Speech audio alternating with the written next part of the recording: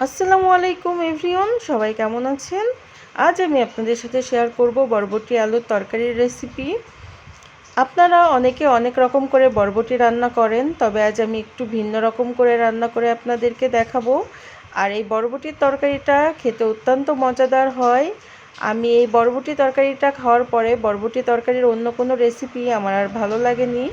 তো প্রথমে আমি পেঁয়াজ লালচে করে ভেজে নিব, আর পেঁয়াজের সাথে আমি কিছু পরিমাণ জিরা দিব, দিয়ে আমি একসাথে ভেজে নিব। আর আমি ভেজে নিব শুকনা মরিচ। এই রেসিপিতে আমি কোনো হলুদ ব্যবহার করব না।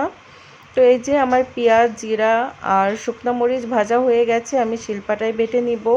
এরপর পরিমাণ মতো তেল দিয়ে কেটে রাখা বরবটি আলু, পরিমাণ মতো লবণ আর একটু পানি দিয়ে আমি সিদ্ধ হতে বসিয়ে দিয়েছি।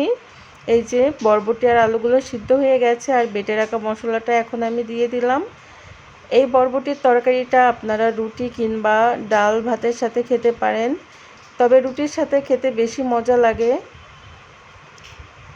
এই যে তরকারিটা এরকম একটু মাখো মাখো হবে, আবার অনেকে একটু শুকনো শুকনো করেও রান্না করে। আমার কাছে শুকনোটা বেশি ভালো লাগে।